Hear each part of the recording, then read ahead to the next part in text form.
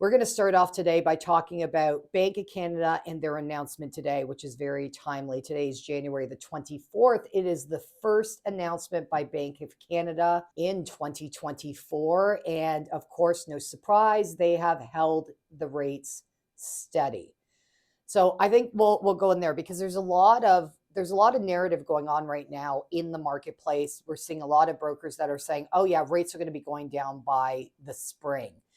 So let's open up the conversation. I always love getting your guys' input. This is the power of three at Tribe Financial, the three of our minds together in our 30 years worth of experience.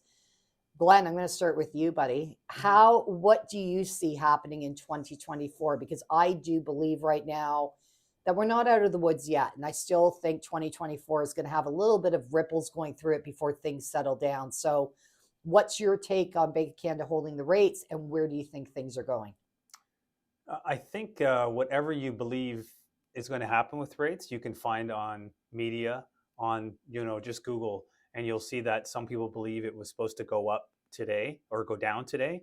But I personally feel that along with a lot of the economists, that we should see rates going up in the middle of the year, and I'll put that like kind of June, July of what I think we should see Bank of Canada move.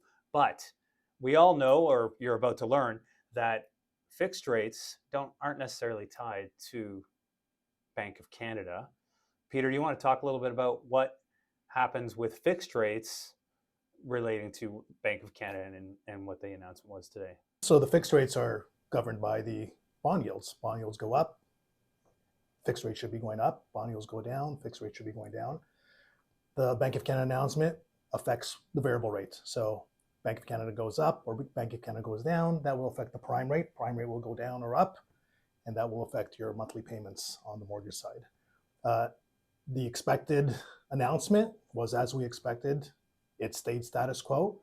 There was a chance of it going up in March, 74% chance of it going up in March, but that's out the door now with inflation numbers that came out in December, which went up from November to December from 3.1 to 3.4. So that's off the table, and all the economists now, I was reading an article and it said 22 out of 30 economists are now predicting June, July. Right. So the narrative out there is mixed. Like when we have real estate agents saying that, you said your real estate agents are saying that rates are going to go down. Funny thing is, I had a chat with a real estate agent yesterday saying that he was in a forum with other real estate agents and he said, lock in your clients, rates are going up.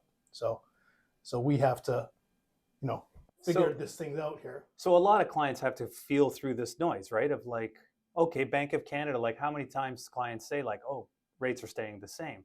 Why are rates being like fixed rates moving then? Like how does bond yields, so why do bond yields move like up and down?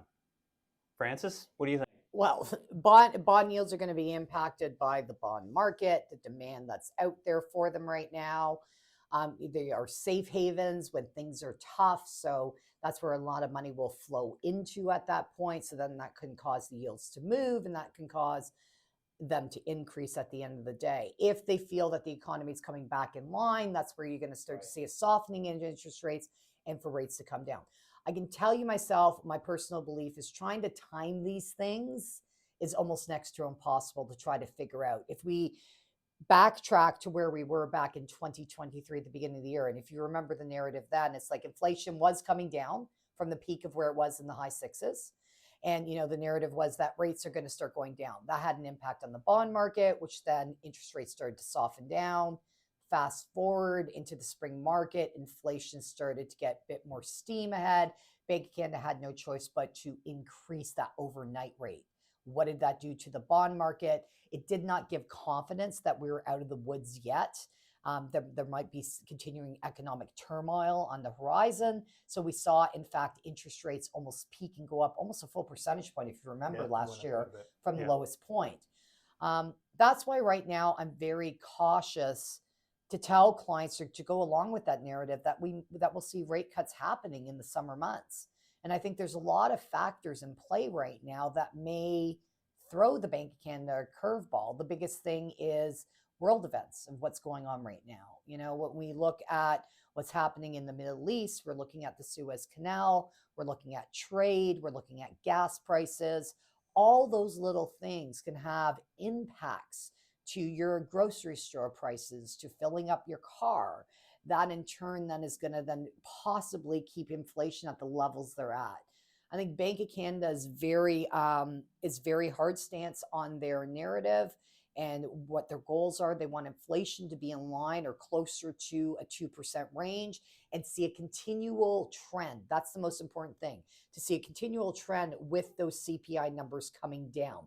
We didn't see that happen from when it did go down. We saw it trending upwards. So that should be an indicator to most consumers out there that we're probably still in the holding pattern for some time before we start to see rates change. I was reading briefly this morning on what Bank of Canada just said, and they're saying that we probably won't see inflation get into check closer to the end of 2024 into 2025 now. That being said, in my mind, that leads me to believe I don't think they're going to be so quick to lower interest rates. Like, Glenn, what are your thoughts on what I just said to you? Like, what's the first thing that comes into your head knowing that? Well, there's a few things there. I know Bank of Canada was kind of like, I've used the analogy of a parent talking to their children, Yeah. of sort of like, okay, guys, like it looks like things are starting to, do their thing. Like the economy is slowing in a lot of ways. They're a little worried about wage growth, 4 to 5% still, which is, people have bigger wages, they have more money to spend, which will then in turn may impact inflation. But they're talking to us saying like, it looks like things are starting to work, but we're not out of the woods yet. So stop spending, or else we're going to have to keep raising rates. So they're almost talking to us like an adult does, or a parent does to a child, and it's like, we better do better, or else, the consequences are coming. So I don't think we're out of the woods, but I do think that Bank of Canada is being cautious of their wording because they know what they've seen in the rearview mirror of what could happen. Consumer confidence grows a little, and the real estate market grows a lot. Peter, any add-ons to that? I agree with you. Don't you think it's tough? Consumers are reading this. They're reading one thing and they're reading another thing, and they don't know what's going on. It's like, are rates going up? Are rates going down? Like, and then obviously they come to us to help them figure things out where it actually is going. So let's talk about that. Like, what does a consumer do with this information that is like all over the map? Like, what's the recommendation? Reach out to your mortgage professional, of course. Well, I agree, but to go deeper into that, let's. I'm going to look at it from the scope of us and being in the business for the amount of time that we have been. Social media wasn't around to this degree 15 years ago, maybe even 10 years ago, if you sit back, right, and think about it. Like how much information is being thrown in our faces every single day. And I say thrown in our faces because if you understand the algorithms of the internet and social media, it will pick up what you're most interested in, right? Right. Like if I love bunnies and fuzzy cats, then probably most likely my Instagram feeds and my TikTok feeds and all my feeds are going to be filled with fuzzy cats and bunnies all the time. So what you're interested in is what you're going to get back. So if you're in the market for your mortgage right now and you're Googling and you're searching interest rates, very, very likely your social media feeds are going to be filled with information that's being sent to you by various different professionals, which we all have different opinions, right? Opinions are based on our knowledge level and our experiences, but what opinion pertains to you? That's where it gets into what you're saying. I think it's very important to, as a consumer, is to gather this information because we are in the information age, age where you can get rapid information, but don't try to digest it yourself. Reach out to a professional and actually sit down and say, how does that information pertain to me? Does that information pertain to me? And actually using that as sort of a jumping off point to actually get granular with your needs and what you need to do with your mortgage on an everyday basis. Right. It can be really confusing with the amount of information that's out there right now. And I'll throw a little catalyst here. I mean, most of the stuff we're talking about today is not foreseeing in exactly what's going to happen in the future. If past events, to your point, Glenn, have dictated anything, we could be thrown any curveball on any step of the way. One thing I do know with Bank of Canada is they are going to be very cautious with this because they are going to take experiences from the past and use it part of their playbook in the future, i.e., when we saw high inflationary times in the 70s, Bank of Canada was quick to start dropping interest rates over a certain period of time. What happened, if anyone goes back and reads up on that, inflation all of a sudden took off and they had no choice to start ratcheting those rates up again and hold them higher for a very long period of time. I do believe they want to avoid that scenario. So as much as it's painful, people out there with your variable interest rates today, of being in this environment, you need to ask yourself, am I okay holding my mortgage in this scenario right now for my household and my budget, or is it being uncomfortable? Ask yourself, is me being in a variable mortgage something I just don't like it, or is it causing me emotional and financial stress? Because those are two different conversations. But crossing your fingers and waiting for Bank of Canada to drop those interest rates to save the day, I think is really a fool's way of approaching your mortgage, and you really should pay attention to it and engage in those conversations, because it's going to give you that peace of mind and that sort of roadmap of what to do with your finances moving forward. I completely agree. And I think that if you're dealing with an experienced professional with your mortgage or your investments or any important decision you have to make in your life, engaging in a professional is going to ask you the right questions in order to help you come up with the right answer, right? This isn't about like, I don't know how many times you guys get it, but I know it's a lot where clients will say, what should I do? It's like, well, I'm going to help you figure out what you should do, like by asking the questions, and we'll come to that conclusion together. Is that fair? That's fair. Right? Yes. And when it comes to, this whole thing I want to go back to the bond yields for a second, because you talk about consumer confidence and the sentiment. It's like, bond yields move with anticipation of what's going to happen in the market. It's like all the economists and the capital market divisions of banks, they all kind of, They predict the future. they're trying to predict the future. And so our fixed rate mortgages are playing off of the bond yields because they're competing for that money on the capital market side.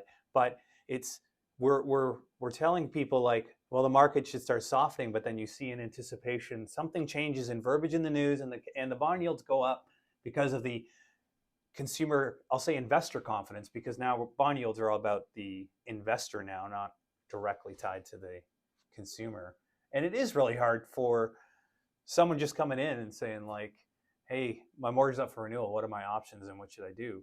It's a lot of noise to kind of filter through. It could change at a drop of a dime. And what happened 2 months ago, right? Anticipation was that rates are going to drop in 2024, early 2024, March, and bond yields start to go down. What happened? Rates decreased. Everybody's getting excited now, right? December's done. We spent all our money. January's coming. The agents are getting excited. We're going to start looking for houses again. And then what happened? We get the inflation numbers January 16th, gone up. And drop of a dime, within 1 week, what happened to bond yields? 30 basis points up. Yes. And now everybody's saying, oh my God, lock in. Right. Rates might go up again. And there is going to be these bumps in the road, right? There's going to be like, if the general path of the economy is that we're going to start decreasing, it's never a perfect line. I was showing Peter earlier this like, kind of graph that I saw where it's like the general trend in past economic, I don't want to say recessions, but decreases, it never just went like this. Yeah. It was kind of like, little speed bumps with a general decrease. So, I'm not surprised by seeing the bond yields increase, because it's all predictions and anticipation of what's going to happen. But like Francis said, the trend, right? It is a trend. The analogy I like to use when you look at interest rates, it's more of a bouncing ball on a set of stairs. You're bouncing that ball either up the stairs or down the stairs. But as you bounce the ball, you're going to have those movements. That's a good analogy. It is. Right? It's a bouncing ball either up the stairs. I know. Stick around, I got some more. But it's like a bouncing ball on the stairs. So you're either going to see the bouncing ball going up or bouncing ball going down. And that's where it can get confusing to consumers at the end of the day, is because you can have that bouncing ball. You could be going down the stairs, but all of a sudden see that ball bounce up. Doesn't necessarily mean that's not going to continue on a downwards trend, or vice versa. I would say, as the average consumer out there, what I look at, I am not an MBA economist by no point or no method. This all comes from grassroots experience of doing this for 30 years. But the indicators that I will look at is, where are the trends going with, the major CPI numbers of the core stuff, like your gas, your your food prices, right? Your supply chain, right? Looking at those things. The other concern right now with the CPI numbers that's going to be very sticky for Bank of Canada to take control of is housing costs. That is a huge part of the CPI Huge numbers component. right now, a huge component of it. And, it's almost like this catch-22 that, interest rates have to normalize or go down in order for those numbers to sort of take effect as well, right? If we continue in this sort of high inflationary environment, it actually becomes de-inflationary with the housing costs because it just sticks in there and there's no give that it will ever go down because rates are continuing to rise or continue to stay up. Rental costs, same thing. Like most rental properties across Canada right now are with individual investors. They're not conglomerates or companies that own these properties. So as properties change hands and their housing costs go up, well, yeah, that investor can't be having a shortfall every month. They're going to increase those rental costs on those properties as they come up for rent because they have to cover off their own mortgage payments, their own, property taxes, and so on and so forth to carry that property. So those are the things that I would look at. One thing that I think is super important is words that we choose. You guys know I love the idea of words and the importance of words, and shout out to Phil Jones, my mentor, for teaching me words. But they are powerful. I think we have to get away. I think what would help Canadian consumers today is getting away from the term that rates are going to go down or rates are going to be lower, because I think it gives a misconception to consumers that we're going back to the way interest rates were in the 2020s. Not right? gonna happen. Where were they? And wait, I'll get there in a sec. I'll get there in a second, because you know what, the mind is a fascinating thing. We only can remember so much information at any given point in time. Rates are going to normalize. I think as in a general scope of things, as professionals, all professionals out there, I think we need to change our wording on this. It will help Canadian consumers, and stop saying rates are going to be lower, say rates are going to normalize, because that's going to put it in a better context. A normal interest rate should be in the range of about 4%. Agreed. Give or take. I would say about 50 basis points either way swing, but a normal rate should be 4%. Fun fact. Do you guys know what the 5-year fixed rate was pre-COVID before the rates took off? January 2020, a 5-year fixed? I think it was at 3.75. 3.25. Close. 3.99 was the average interest rate. Yeah. So, that right there should give, most Canadian consumers an idea of what there. we're almost, honestly, we are Yeah, almost there. we're When very you look close. we're very close to being there right now. But, any home buyers that are out there right now that are looking and waiting, they want to rates to, again, I'm going to say this, normalize, not lower, normalize, should be creating their budget in and around that interest rate if that's their target rate to go in. I don't foresee rates going back to the range of where they were during COVID. Those days right now of the 199 are far behind us, barring any major global event like we had with the pandemic that causes that emergency situation where the banks have to lower interest rates. But we have to change our way of thinking of normalization. And I think that's going to get the consumer confidence going in the housing market as well.